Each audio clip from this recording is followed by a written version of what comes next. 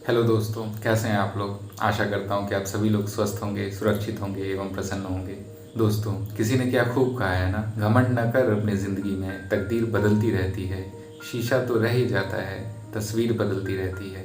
दोस्तों, हम अपने जीवन में कई ऐसे लोगों से रूबरू होते हैं जिन्हें अपनी शक्ति का, अपनी संपत्ति का, अपने सामर्थ्य का या अपने रूप का बहुत घमंड होता है, बहुत अहंकार होता है। वो ये भूल जाते हैं कि ये सारी चीज़ें क्षणिक हैं। इनफैक्ट हमारा जीवन ही तो क्षणिक है। अगर हम अनंत काल की चादर पर देखें तो आँख की पलक झपकाने से ज़्यादा क्या जीवन है हमारा।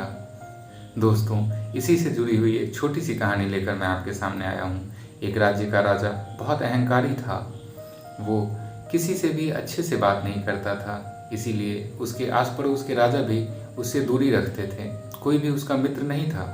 इनफैक्ट उसके जो अपने राज्य के निवासी थे वो भी उसकी आलोचना ही करते थे, वो भी उसे अच्छा नहीं मानते थे।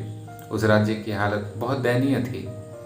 एक बार एक ऋषि उस राज्य से गुजर रहे थे। उन्होंने सुना कि इस राज्य की हालत इतनी खराब है और यह राजा इतना अहंकारी है, तो उन्होंने उस राजा को सही दिशा दिखाने का निर्णय लिया।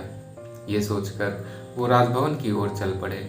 जब वो राजभवन पे पहुंचे तो बिना पहरेदारों से अनुमति लिए हुए वो सीधे अंदर चले गए और जाके राजा के सम्मुख खड़े हो गए। राजा ने देखा कि एक साधारण सा मनुष्य बिना उसकी अनुमति के उसके राजमहल में घुस आया है, तो वो बहुत क्रोधित हुआ। उसने ऋषि से कहा, तुम्हारी इतनी हिम्मत कैसे हुई, तुम मेरे राजमहल में बिना मेरी अनुमति के आ गए। ऋषि ने कहा, महाराज, मैं इस राज्य से गुजर रहा था, रात हो गई थी, एक सराय खोज रहा था, सोच रहा हूँ इसी सराय में रात बिता लूँ। राजा ने सुना कि वो उनके राजमहल को एक सराय बोल रहे थे, तो वो बहुत गुस्सा हुआ।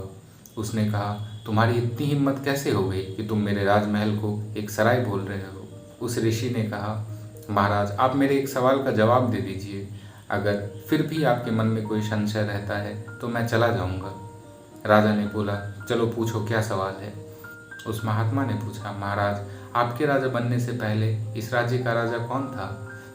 राजा ने कहा, मेरे पिताजी। फिर महात्मा ने पूछा, और उससे पहले। राजा ने कहा, मेरे दादाजी। फिर महात्मा ने पूछा, और उससे पहले। फिर राजा ने कहा, एक दूसरे राजा थे जिससे मेरे दादाजी ने ये राज्य जीता था।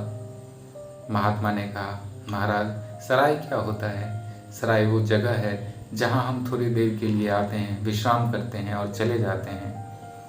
आपसे पहले आपके दादाजी इस राज्य पे राज करते थे, उन्होंने थोड़े दिनों तक इस राज्य पे राज किया। फिर आपके पिताजी ने किया और वो चले गए। अभी आप कर रहे हो, आप भी चले जाओगे। आपके बाद कोई और आएगा, वो भी थोड़े दिन करेगा और चला जाएगा। महाराज, ये सराय नहीं है तो क्या है। ये जीवन, ये संसार, ये राज्य, ये राजमहल सभी तो सराय ही हैं। हम यहाँ थोड़े दिनों के लिए रहते हैं और समझते हैं कि ये हमारा है। हमारा क्या है, हमें किस पर अभिमान। हमें तो किसी चीज़ पर अभिमान नहीं होना चाहिए। ये सुनकर राजा को अपनी गलती का एहसास हुआ और उसने उस महात्मा से माफ़ी मांगी। दोस्तों, हम भी ये भूल जाते हैं कि हमारी जो शक्ति है, हमारा जो स्वरूप है, हमारी जो संपत्ति है, ये थोड़े दिनों के लिए हमारे पास है। आज हमारे पास है, कल किसी और के पास होगी, या हो सकती है ये हमसे दूर जा सकती है। ये हमारी हमेशा तो नहीं। हमारा जो जीवन है वो भी क्षणिक ही है। फिर हम क्यों घमंड करें, हम क्यों अहंकार करें, हम क्यों किसी और को खुद से नीचा समझें।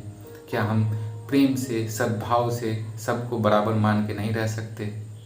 रह सकते हैं ना।